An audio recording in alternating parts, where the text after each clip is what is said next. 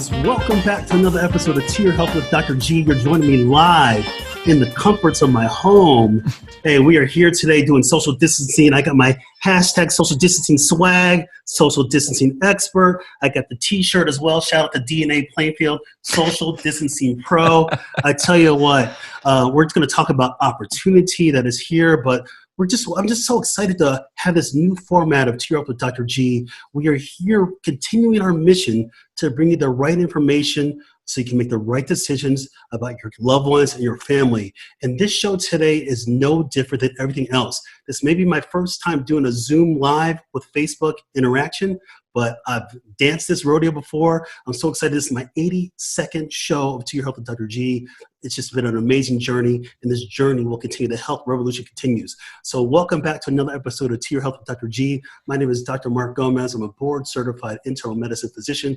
I practice out of Edward Hospital in Naperville, Illinois. You can check me out on my website, www.drmarkgomez.com, drmarkgomez.com. Check me out on all my handles on social media at To Your Health DRG. We are here on a special night today talking about social distancing, and in particular, talking about the coping strategies in this new era, this new age of social distancing. So we're going to break it down because we're hearing these words all the time, especially in light of the COVID-19 pandemic. So we're going to talk social distancing. We're going to talk about what it means in general. We're also going to talk about what can we do, because when our lives have been uprooted by this pandemic, there's no doubt about that. Make no mistake, we've all been touched by this pandemic, but we're going to see how we can respond during this time of certainly uncertainty for a lot of people, but talking about the strategies that are needed to help you get through this. Again, as a physician, I will tell you this: we will get through this. We will get through this. It's okay to be prepared. Again, preparedness is appropriate. Panic is not.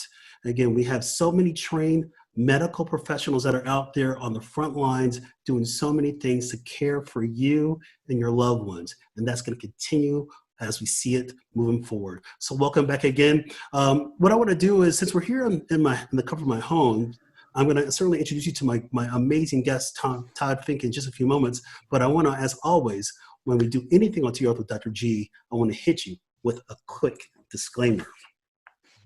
The content of To Your Health with Dr. G is for informational and entertainment purposes only, and that the content is not intended to be a substitute for professional medical advice, diagnosis, and or treatment. Further details can be found at www.toyourhealthwithdrg.com/disclaimer. So here we are today, talking about the theme, the words that we're hearing a lot: coping strategies in the age of social distancing. So we're going to break it down, and everything that you've always been accustomed to during To Your Health with Dr. G, it's just going to happen just like that. We're just here from the comforts of my home. And you know what? I'm feeling pretty good. You know, I am going to bring that myths versus facts as usual, and I actually might participate this time, myths versus facts, or I might let Todd answer all those questions, but it's all good. We want to make this interactive, very intimate, but we also want to talk about the opportunity that lies ahead. So without further ado, I want to introduce my longtime friend and colleague, Todd Fink. Let me read you his bio because his credentials run deep. And you guys can see Todd right there. So Todd Fink, CADC. Todd is a certified alcohol and drug counselor at Linden Oaks Behavioral Health. He's an artist. He's a speaker. You can check him out on so many different platforms. Check him out at www.michaeltoddfink.com. You can also check him out at www.thegivingtreeband.com and also at www.eehealth.org. Todd has been on my show multiple times in the past. I'm so excited to welcome him back. Todd, how you doing? I'm doing well. Thank you. Thank you for having me. This is fun. Hey, man, this is awesome. I'm so glad that you and I, it's so funny. You and I have been talking about trying to do this kind of a platform for a while. And those of you that have seen my show before, Todd's been on a number of times, and he and I have so many ideas. We connect so well, and so we're going to continue this collaboration going on. So, Todd, why don't you just introduce yourself? Tell us a little bit about your background, and give me a few opening words on this theme of coping strategies in the age of social distancing. Okay, well, like you said, I'm a certified alcohol and drug counselor. I do group sessions, life skill sessions for outpatient clients at Linden Oaks Behavioral Health, mostly in Plainfield. And I'm doing that work right now full time during the pandemic because there are a number of patients in in our community that are still at risk and need to continue with their outpatient care.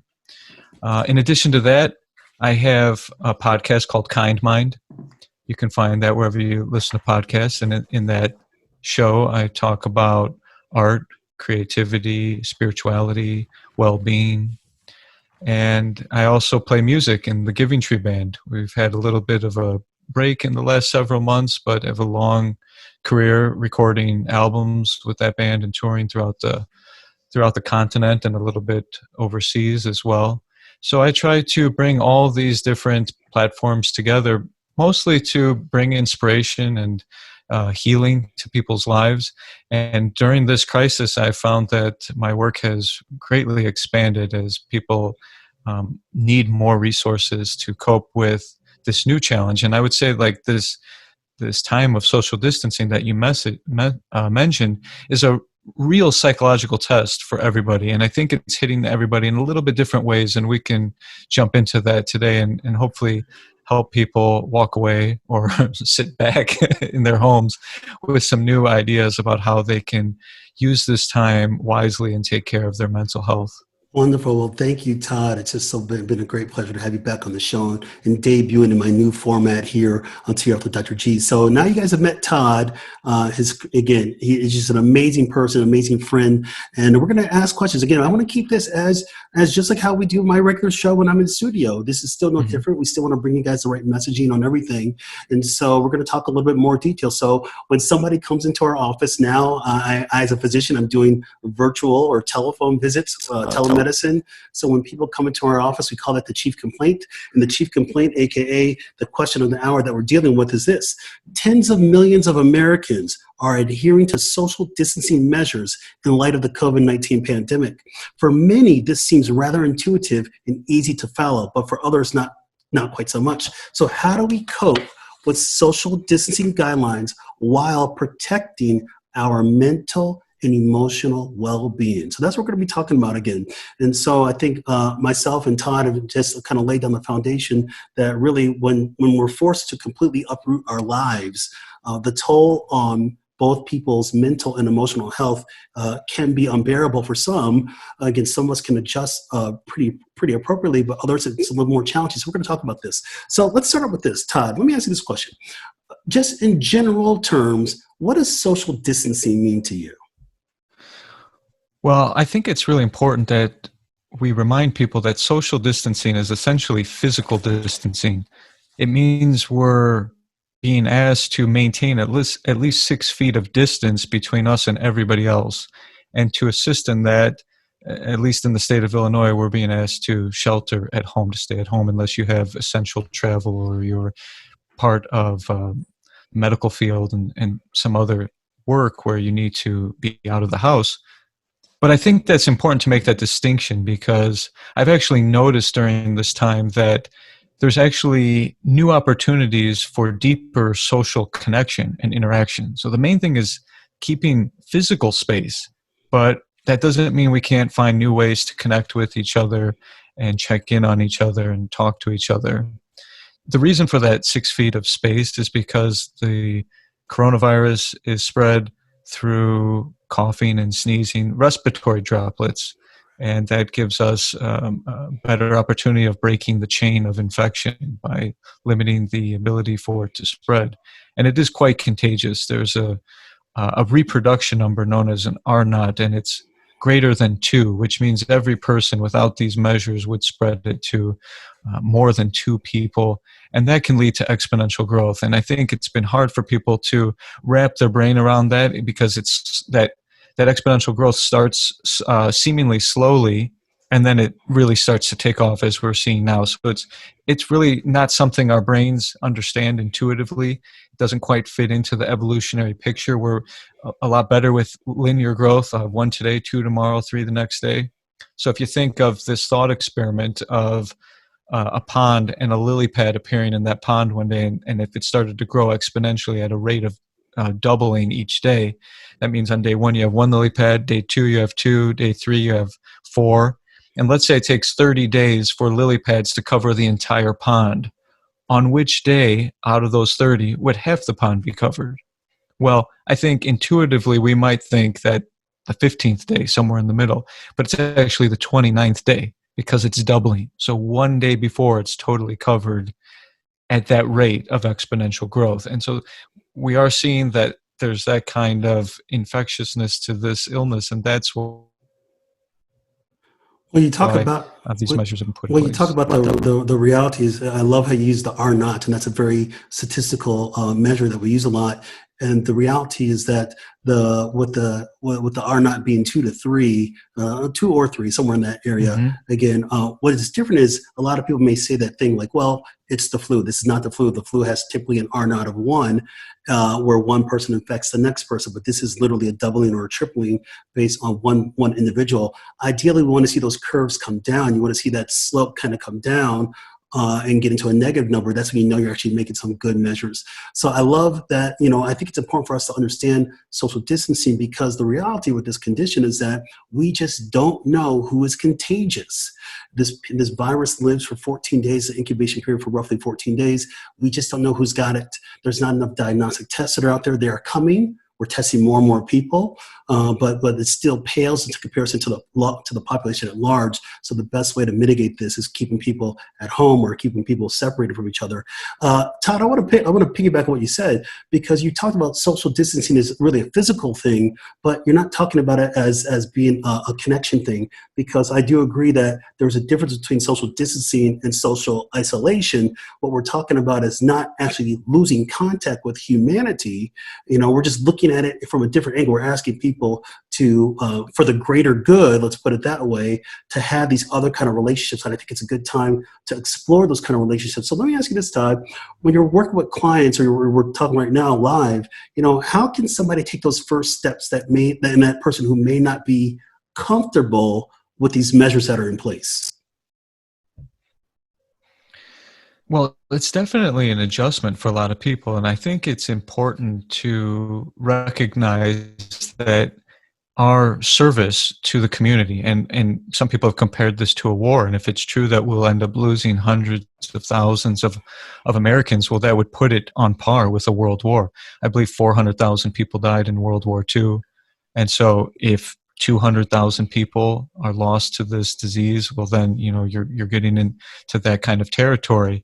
And what's different about this is that it's much more abstract than, say, the threat of a foreign invasion from another country.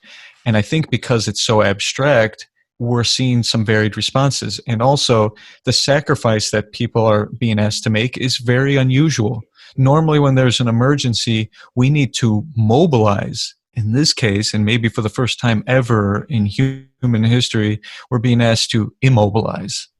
And people are not really used to being still, staying at home, doing less. And yet, that may be the best thing you can possibly do to be a good patriot of your country. I think we're going to actually see after all of this that our definition of patriotism is going to expand beyond its military parameters, and it will include people on the front lines like you, Dr. G, and taking care of the patients and protecting the people medically, and those scientists searching for the medicine and the vaccines and so on, and the people at the stores and people keeping supply lines going. Like, they're going to be heroes in all of this.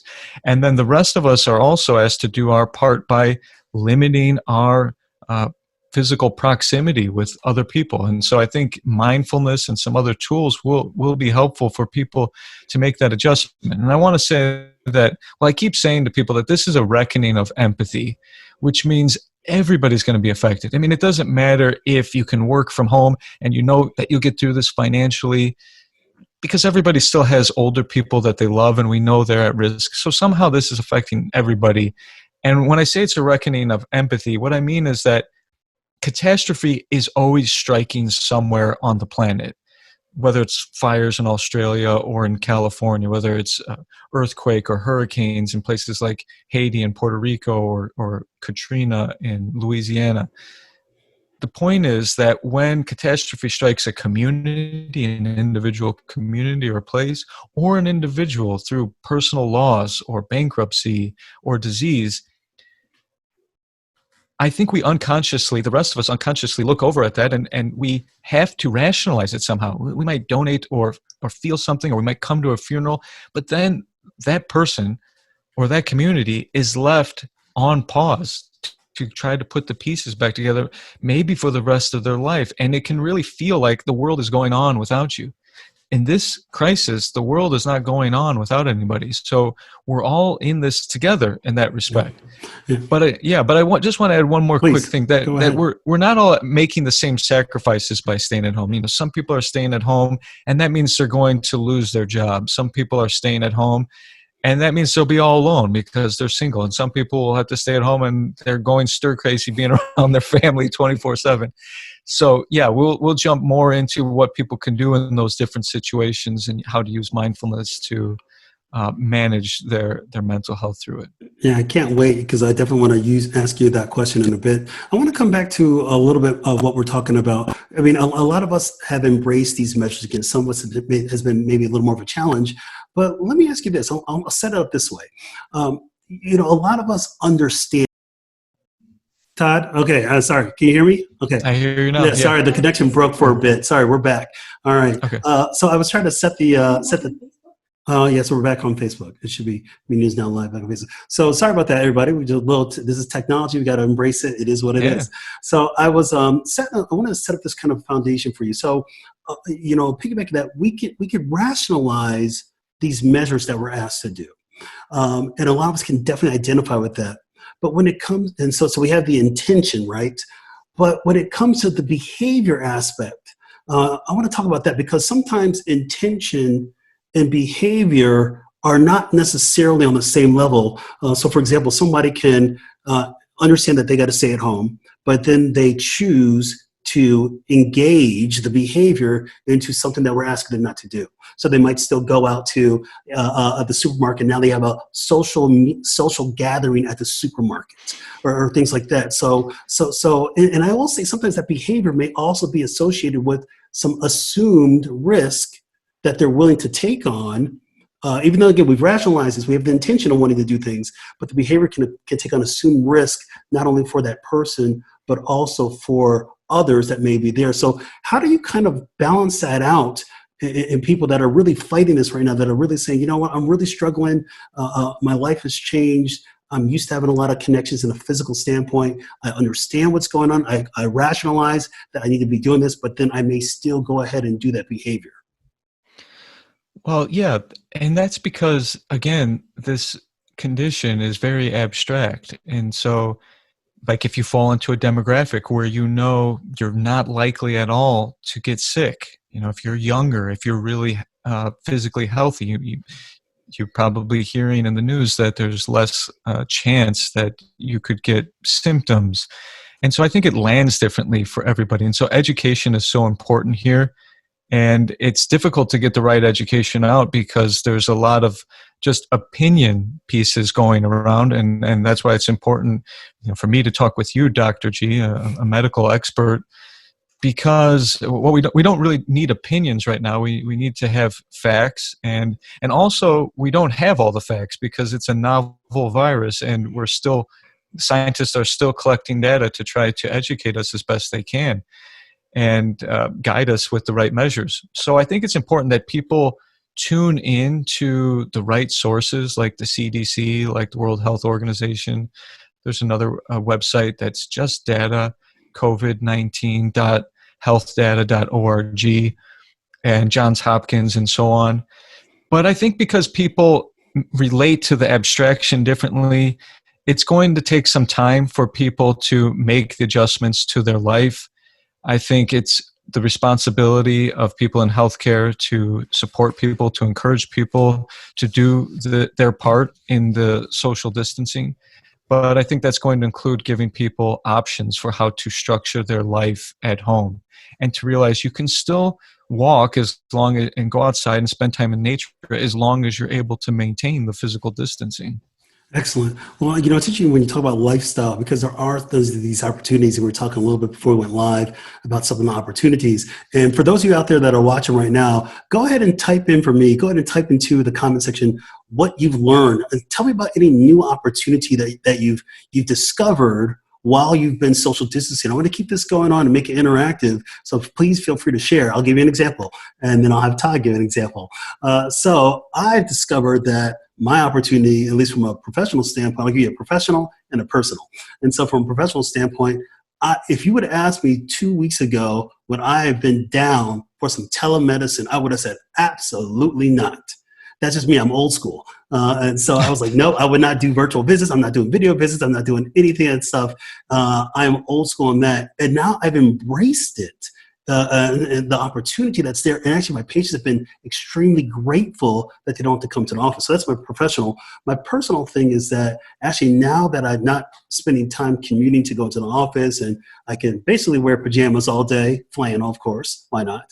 But while I'm doing those things, I can actually find time for myself to exercise, to read, the time that might have been at risk if I didn't have it. So I'm trying to be more intentional so I can see my kids when they're awake and alert, my wife when she's awake and alert, instead of me getting out of the house super early. So I've found more rewarding opportunities about myself, and I'm taking advantage of this. So Todd, give me an example of what you've done, maybe professionally or personally, that's been a novel discovery or a new opportunity that you've taken advantage of during the social distancing measures.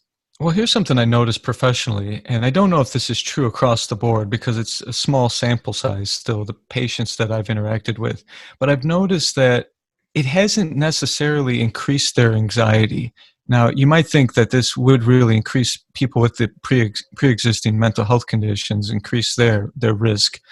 And I can only intuitively explain it as probably akin to the dynamic of being in a group when you're in the therapy process, when you're in an outpatient program, or say people in addiction in a 12-step program. There is strength in a group setting. And initially when patients come to group for therapy, sometimes you'll hear them question how that would be helpful. Like, how is it going to help me to be around other people who have depression? Won't that make me more depressed? And then spontaneously in a day or so, hearing the stories of other people lifts their mood. Because what's happening is empathy. When, like I said before, when people are going through their individual struggles, it's really isolating. It's really alienating. And I think to know, oh, we're all in this together. Everybody is facing some kind of difficulty, some kind of challenge. It's actually less stressful, and those people have already been there. So this is actually creating a normalcy to the stress that they've already felt. So I think that's interesting. I don't know if that's true across the board, but I think that presents some really unique opportunities for the whole planet, knowing that most of us are observing this. Millions and millions, if not billions of people around the world are observing these measures, and we're having this time to slow things down and think about what the impact of our global action is. And I think there's a lot of parallels to other coming threats like climate change. And I think this will give us an opportunity for global cooperation.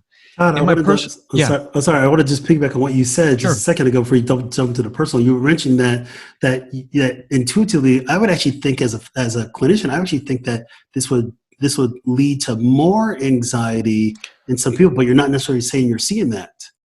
I'm not seeing that as much as I thought it would, and that's the surprise, because that does feel counterintuitive. But you are seeing anxiety go up for people who maybe don't have depression or have not been treated for that. Because I think the hallmark of stress is uncertainty. Well, people in treatment for depression and anxiety and PTSD, their life has been mired in uncertainty. And so they're already familiar with that. Now knowing that they're not alone in that feeling, I think is providing some sense of comfort, oddly. But that's why I keep saying this is an opportunity for radical empathy.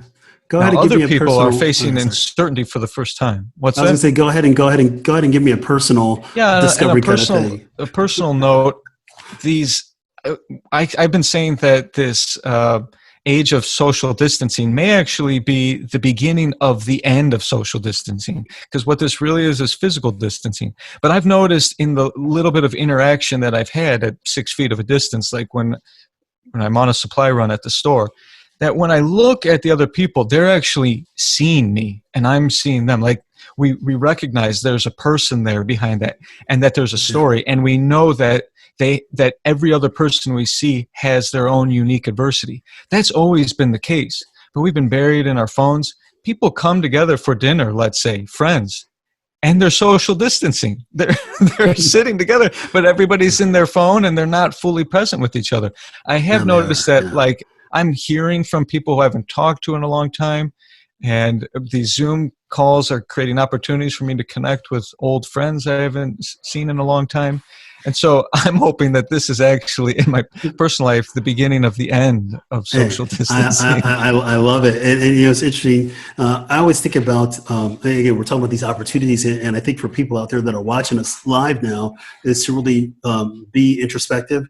I really think about the things that are there that weren't there. It's almost like we stopped and pressed pause, and now you can actually see the fruits of your labor, so to speak. You can see things that still give you your worth, still give you your self-preservation, you know, your family, your loved ones, or whatever is important to you. See, you know, your pet, you get to hang out with your pet. You got dogs that don't hang out with your pet all day.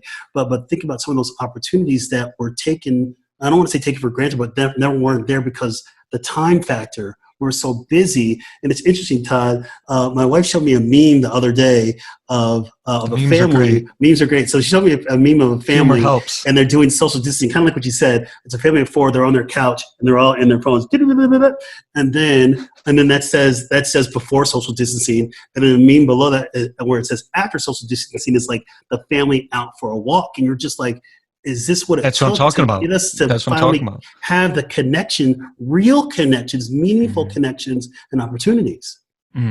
Yeah. I mean, the human race has been just that, a frenzy of work and busyness, like a culture of busyness has swept through the planet with technology and cell phones and internet and all that. And I think this has given us an opportunity to step back for a moment and see what really matters, what's really essential, and how we've maybe prioritized tasks above relationships. And I think there's a chance for us really to set a better course from here. Excellent. So let me ask this question. I want to, you know, we're here. You guys are joining us live here on Zoom. My first Zoom Facebook live interaction. I think it's going well. Hopefully, it's all going well. It should be. We're having a great Yeah. time talking about the opportunities that are here during these uncertain times. And again, as people, we don't necessarily like having that uncertainty. We don't like feeling uncomfortable. And for a lot of this has been, we're just keeping it real. But for a lot of us, is that this situation has made it uncomfortable.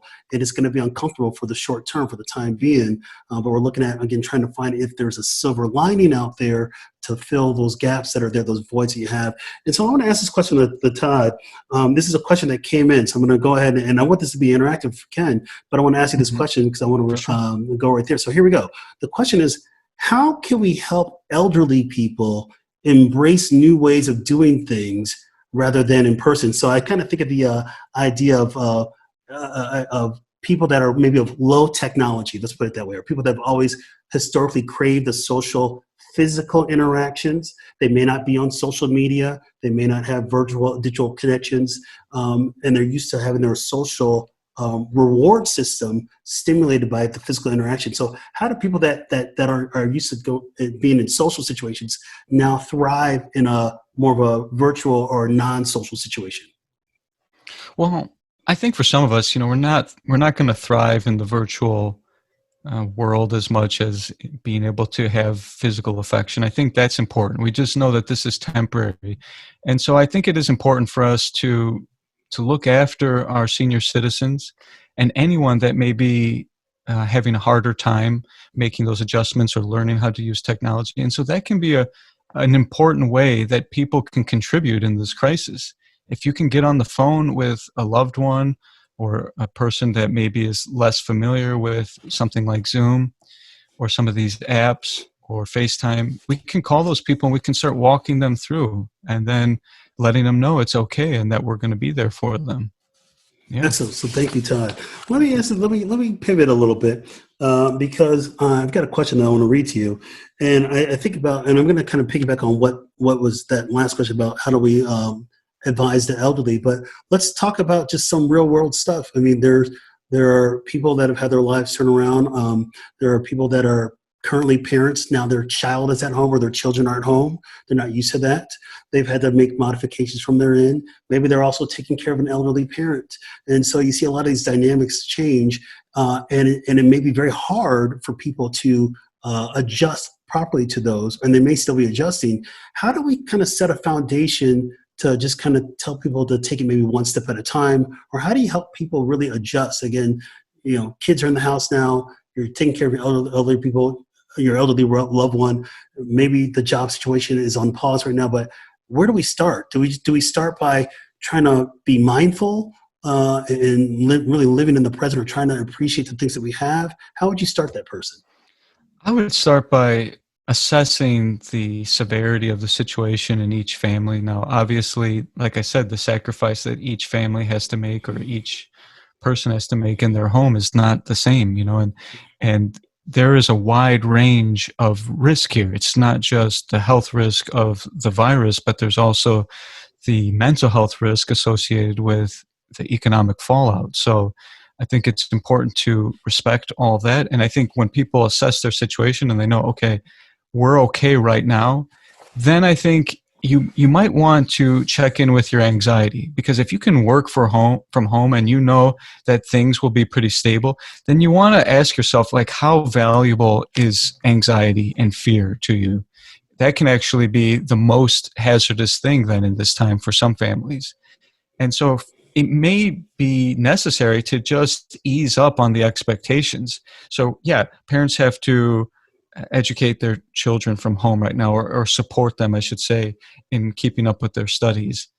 But I think this is an opportunity to come back to the basics. I think right now, expressing concern and love and finding new ways to build connection ought to be prioritized above keeping up with tasks. That being said, it's a little bit different for everybody. Everybody will have a little bit different need in this time. Excellent. I'm going to piggyback on that. Again, we're talking about some of the changes that are happening, the changes that a lot of us have been really forced into very fastly. I always say, kind of as humans, we can embrace change, but we don't like fast change. And for a lot of us, it's been just like that. It's been really fast. And so we've had to really adjust on the fly, and that can cause even more exacerbation of those uncertainties in people, those doubts that are out there. I always say, like, it's like when you're really busy, then all of a sudden you're not busy. You're kind of like, it's almost like, how do you just be as a person when your existing has completely changed? Let me ask you furthermore on that one. Maybe we'll start with that one. How do you just be? And then second of all, what about our risk of losing our own identity and purpose in that matter? Well, a lot of people are suffering mentally with the loss of identity. Keep in mind, almost all of our identity is built around a relationship to the society. And so when we're asked to step away from society during these social distancing measures, yes, it's going to be a threat to the way we see ourselves. But I think there is also a really important opportunity for introspection here. I mean, I like to say that we're all on a worldwide meditation retreat right now. We didn't know we signed up for this, I like that. but here we are. And like I've personally been on many silent retreats in my life, from weekends long retreats to months long retreats, and in silence. And I observe that not everybody is able to embrace that. So I've studied the effects of being alone on different people, or being separated at times. And the real key here is that if it's voluntary, it can be extremely healthy and transforming, and it has many benefits for building the right structures in our brain. If we feel it's involuntary, so like solitary confinement, imprisonment, those are involuntary measures for separating people from the society. If we frame it in our mind as, this is a prison for me, it's going to be a struggle. And so I'm trying to give people mindful resources so they can look at this time and see it as a meditation retreat that the whole world is supporting them on. And if they can frame it that way and embrace some time to themselves, some solitude, and build in this opportunity for meditation, I think people maybe who are just learning about meditation may be approaching this in the wrong way. Meditation is not one more thing that we need to do, because when you practice meditation, you're doing nothing. You're actually just practicing being. And that's new for some people because we're so caught up in doing. And the doing with respect to society is what gives us a sense of identity. But there's something beneath that or more fundamental to that. And if we want to be truly happy in life, we will have to get in touch with that fundamental nature of who we are. Because the ultimate reality is that our relationship to the society is always going to change. And we have built our routines, and that has shielded us from really doing this really important and healthy introspection. And so now it's an opportunity to do that through mindfulness, through meditation, and just bear in mind that doing so is not one more thing to do. It's about subtracting and realizing that this is an opportunity. I've heard someone say, I've never had the time to have time, and now I do. So let's take that time and practice. Yeah. Let's do it. So I'm going to change. I want to pivot a little bit before we get into some myths versus facts in a little bit. Yeah. But I want to talk about the lifestyle because a lot of you people, everybody that's out there knows I'm all about lifestyle medicine. # lifestyle medicine, and I think lifestyle medicine. A lot of the principles of lifestyle medicine come in handy during this time that can help ease some of the anxieties and the uncertainties, but taking advantage of the opportunity.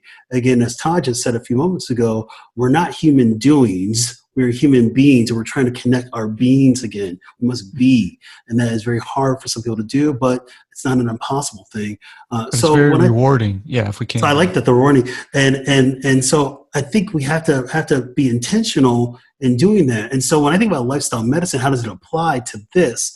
As we're talking about coping strategies in this age of social distancing, I think of the following, and these are tidbits that you can do right away. Number one, I'm just going to go through a quick list. Number one, limit the amount of information you read about COVID-19. Take COVID-19 breaks. I tell it to my patients.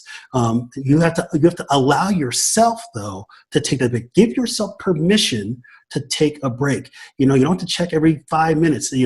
This thing is changing it's changing on an hourly basis. But give your time, have those COVID-19 breaks, and be careful of what you read. There's a lot of misinformation out there. Todd mentioned earlier that there are some great resources out there that are reputable resources. The CDC, we're looking at the World Health Organization. Johns Hopkins University has a great resource. Of course, www.drmarkgomez.com, and check me out on my social media platforms. That's a great resource as well, too.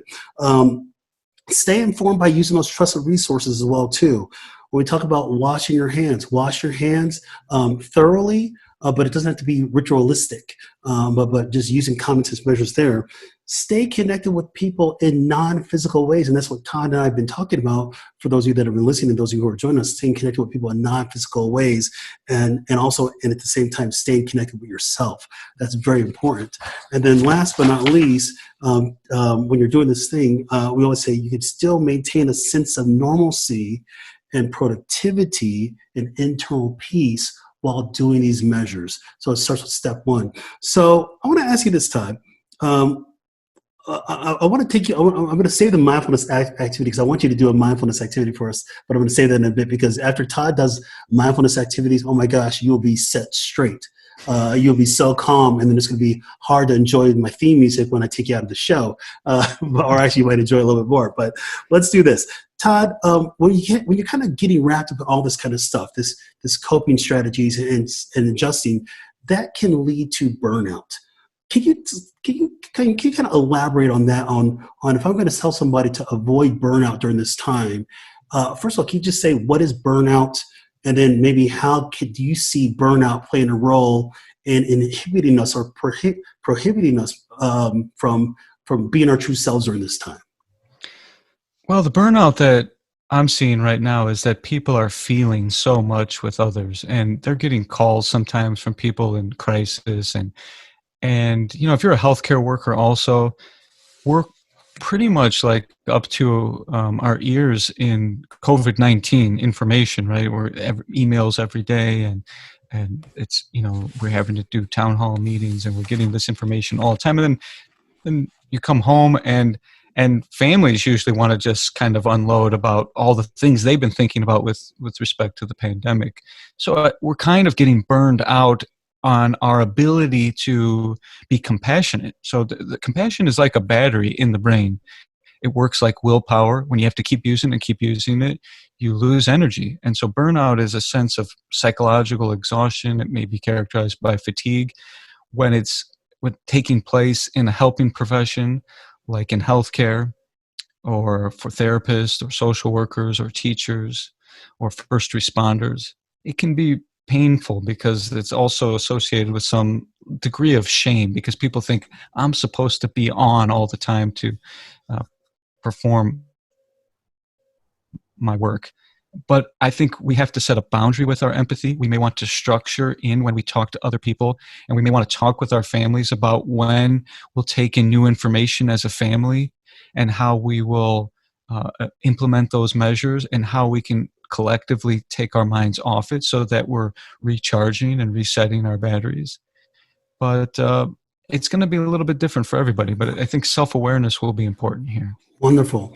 Well, so you guys have been joining us live. We're going to get into myth versus fact in a second, but I just want to just appreciate and take the opportunity to thank all of you that are out there right now joining us and really sharing your night with us, sharing your evening with us, and really looking to find some ways to weather the storm, but also to succeed at the end, because we will succeed at the end. This is what we do as human beings. We always rise to the situation. There's been so many, you might hear a lot about some this and that, or these statistics that sound kind of ominous, but I kid you not, there are so many individuals out there trying to make this world a better place, to try to overcome the burdens of this virus. There are at least 20 vaccine trials going on globally. People are now being more connected with each other, so we're seeing some more opportunity. The climate's actually better now. And looking at satellite images compared to even 3, 6, 9, or 12 months ago. So we're seeing these opportunities out there that are really going to benefit us as people.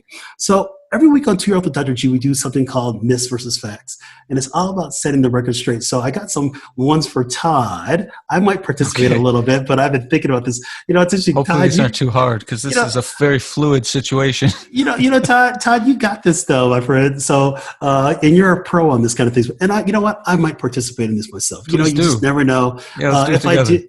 We're in this together, Dr. We G. are in this together. When I do participate, for those of you that know me, when I do participate in Myths versus Facts, I tend to give myself the easy ones. So here we go. Myths versus Facts. Here we go. Myths versus Facts, coping strategies in the age of social distancing. So I'll say a statement, and then Todd or myself, if I participate, will say myth or fact, and we'll kind of keep it rapid fire, boom, boom, boom, boom, boom, a few sentences on whether it's a myth or a fact. So here's the first statement. This is for you, Todd. Statement. Social distancing is not social isolation. Myth or fact? That's fact, right? Please we can explain. still talk to each other. We can still Zoom each other. We can FaceTime each other, and if we're more than 6 feet apart, we can see each other. We can talk to each other that way too, and spend time together. Wonderful. Thanks, Todd. Here we go. I'll take this one. Myth or fact? Here's the statement. I'll take it for me. If you do not need to go out for a mission critical service, do not go. I agree. That is a fact. Right now, this virus is widespread. The best mitigation strategy we have, aka slowing down the spread of this virus, is to social distance. So if it's not mission critical, we're advising people to stay at home, because we just don't know who's got this disease, who's shedding the virus still. A lot of people, yes, predominantly people shed the virus and not having symptoms, but people can shed the virus while they're asymptomatic and not knowing anything. And so the hardest thing is that we're trying to get a better handle on who has this. The best way you can do to break the cycle of virus spread is to stay at home. Here we go, Todd. Myth or fact? I like this one. You may not know what to do when you're not doing what you normally do. Myth or fact? You may not know what to do when you're not doing what you normally do. Well, I would say that that's probably true for a lot of people, that this is an unusual situation and they're not used to it, and may not be used to being at home, may not be used to being around their spouse all day, every day. I mean, some people are coping with being alone. Other people are coping with being around their family all the time. And so, yeah, I think this is definitely a psychological test for a lot of people. Wonderful. Here we go. I'll do this one. I'll give myself an easy one. Here we go. Here's the statement. All human interaction needs to be stopped. That is a myth. All human interaction does not need to be stopped. We talked earlier about the fact that you can take advantage of so many non-physical ways to continue to have that connection with others. So we're doing it right now. So that is a myth. Here we go, Todd. I like this statement. Here we go. Myth or fact? Social distancing is only for the elderly and those with high-risk conditions. Well, that's a myth, but it's been taking some time to educate people and to motivate them to follow this. And had some people say, I'm getting really angry that certain groups of people aren't following this, or young people aren't listening to this. It's an opportunity though for radical empathy. I don't want to take up too much time on this, but because it's abstract, I can only think of another threat like climate change. And climate change is going to disproportionately hurt younger people.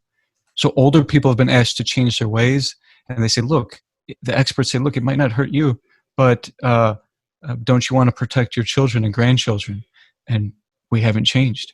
And then on the flip side, in the pandemic, people are saying, as medical experts are saying to younger people, hey, this virus is spreading, this threat is real. All right, look, it may not harm you, but don't you want to protect your parents and grandparents? Yeah. And so, I mean, here is an opportunity for some real radical empathy. And it's going to take education, and it's going to take inspiration, I think. But yes, we all have to do our part. And because of that incubation period, like the average of 5 days before symptoms, how we've been able to contain a deadly disease like that. Excellent. Well, there you go. We'll do a couple more of these. Thanks, Todd. Yeah. I'm going to give myself this one. This is the physician in me. Here we go. Here's a statement. I have to cancel my wedding, birthday party, religious gathering, or other celebration. The answer is a fact.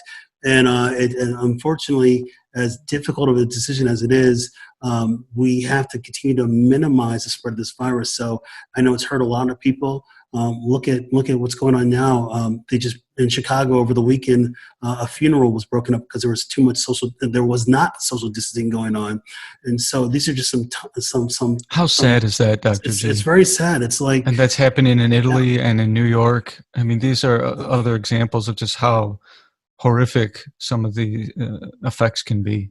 And again, we're thinking about when we have to make people understand that, people might say, well, this is only affecting the select few. We look at the totality of, 7 billion people in the world, and you're looking at a fraction of the amount of people that are going to die from this thing. But in that grand totality, but the reality is that this is unnecessary of life, loss of life. And we're seeing that right now. I mean, our local hospitals are full of people right now, and some people are dying that if they didn't have this virus in the first place, they would have been able to continue to live and thrive. And so we have to think in the empathy factor is there too. Let me ask you this question. Here we go, Todd. Here's a statement. We'll do one more of these myths versus facts. I like this one. Here we go. Here's the statement. Despite the best of intentions, social distancing may be difficult to actually carry out, even in response to the possibility of infection. I think that's a fact only because it's difficult to have the self-awareness. It's going to take some time. We have habits and we have routines, and that is controlled by some of the deeper parts of our brain, like the striatum, which we share with other mammals. So we still have things that we do unconsciously, and it's going to take mindfulness. It's going to take self-awareness to remember, oh, I can't just go and hug this person when I see them, because that's increasing the risk of transmission. Wonderful. Thank you. So what I want to do now, and that's Mr. Effects. Thank you, guys. So what I want to do now, I mentioned earlier that I wanted to do a mindfulness exercise, because I think it's an important thing. We're talking about the opportunities that are ahead to be intentional during this time frame. So before I take us out near the top of the hour, I would like to have Todd lead us through an example of a mindfulness activity. And I think it's kind of important. So Todd, I'm going to pass it on to you, and maybe we could do something for a few minutes of just what mindful breathing, mindful meditation is, and maybe help our listeners right now just to do it. So go ahead and create the scenario for us. Okay, let's do a mindful breathing exercise together. So I invite everybody to sit comfortably where they are. Try to keep your spine straight. Close your eyes close your eyes if you feel comfortable, Dr. G, and those listening and watching. And before we begin, I'd like you to try to relax the tiny facial muscles around your eyes. And then let your shoulders sink a little bit towards the floor. They tend to come up towards our ears when we're stressed. Let your arms hang from your sides like heavy curtains. And check in with your stomach to see if it's tight. Try to ease any muscle tension there in your abdomen. If your tongue is pressed against the roof of your mouth, let's try placing it behind our upper teeth or in some other way that feels more relaxed. And then without changing anything, I'd like to draw your attention to your breathing. Notice what it feels like to have air flowing in and out of your nostrils.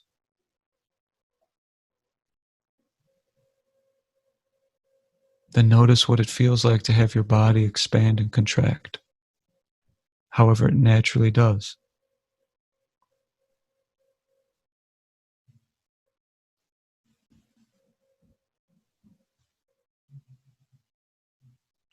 And then we're going to practice something that I call ocean breathing.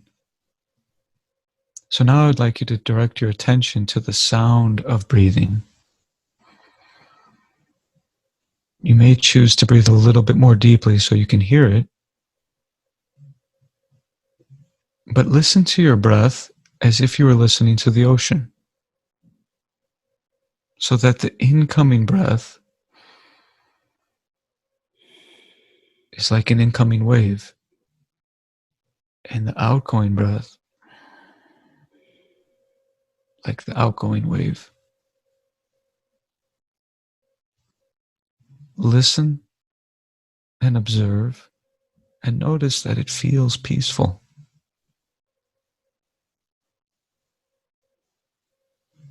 So the last part of this would be to allow yourself to enjoy just breathing.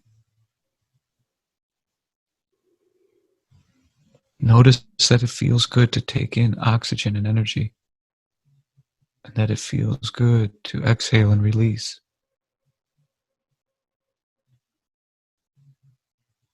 And then you can slowly resume your normal awareness and your normal breathing. And when you feel ready, you can slowly open your eyes and come back to the room.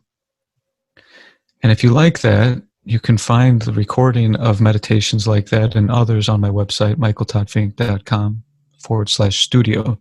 There's more than a dozen guided meditations from 1 minute up to 30 minutes. So depending on how much experience you have with meditation, you can find what works for you. But I think it's important to never do more than feels like a luxury.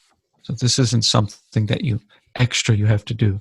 This is something that is like giving a rest to your mind. Treat your breath and these practices like a pillow for your mind. Wonderful. So Well, thanks, thank you. Dr. That was G. hey, thank you, Todd. That was amazing.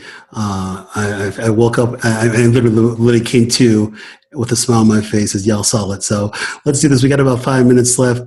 Todd, this has been great. We're going to summarize this up and everything. Let's do this. I mentioned at the beginning, I call it the chief complaint. When somebody comes into your office, we talk about the situation of the hour. How do we have better coping strategies to help deal with our mental and emotional well-being during these uncertain times. When somebody leaves our office, we call it the assessment and plan. So we give people their diagnosis. We also give them a plan of care, and certainly, more importantly, and most importantly, a follow-up. So Todd, give me a few take-home points for people out there to be successful in coping strategies in dealing with this age of social distancing. Give us a few take-home points. Yes, here are 3 things to take home from this talk. Number 1 is kindness. There will be all kinds of opportunities to be supportive of others, even if you're not out on the front lines doing essential work. We've talked about ways to get in touch with other people to show that you care. Kindness actually reduces the stress hormone cortisol. And cortisol is an immunosuppressant, so that's going to give you an immune boost as well. There's something known as the Mother Teresa effect that was studied at Harvard, and just witnessing her perform kind actions for orphans and sick patients actually resulted in a boost in the immune systems of the students observing that, as tested through saliva samples. So that's one, kindness. The second one is creativity. So if you're in that group where you're kind of bored and you're looking for things to do, it would be really helpful to take up some kind of project that will take between 2 weeks to the rest of your life to complete, because 45 minutes of creativity also reduces the stress hormone cortisol. And when you are making art or making anything at all, you have to actually make a lot of decisions. And because the brain is highly metaphorical, it doesn't store those memories of those decisions in some separate place. And people come out of works of art and creativity feeling like they're more confident because they have the practice of making decisions. And when you complete tasks associated with creativity, you get little boosts of dopamine. So that motivates people and elevates mood. And then the last one would be some kind of mindfulness, like the meditation we just practiced, because that's going to help people get in touch with their true self, their true nature, their authentic self. And I think that will lay the groundwork for helping us all come out of this better people in a better world. If we reflect on how some of the greatest music and the greatest works of art came out of periods of solitude from some of our all-time artists, imagine what we stand to achieve when all of us come out of our worldwide meditation retreat. Wonderful. So thank you. Well, thank you, Todd. My final thoughts are this. Again, realize this, that we are in this for quite some time. We're in this for a little bit of the long haul, but there are still, even though there are still weeks and months ahead during this COVID-19 pandemic, this will go away. Not in the short term, but it will in the long term. But I want you to take advantage of something called the Apple technique. This will be kind of my final words. Number one, acknowledge. A for Apple, acknowledge. Notice and acknowledge the uncertainty as it comes to mind. P, pause. Don't react as you normally do. Don't react at all. Pause and breathe. Vitamin O, oxygen, love it. Breathe more of that. Number three, P, second P, pull back, pull back.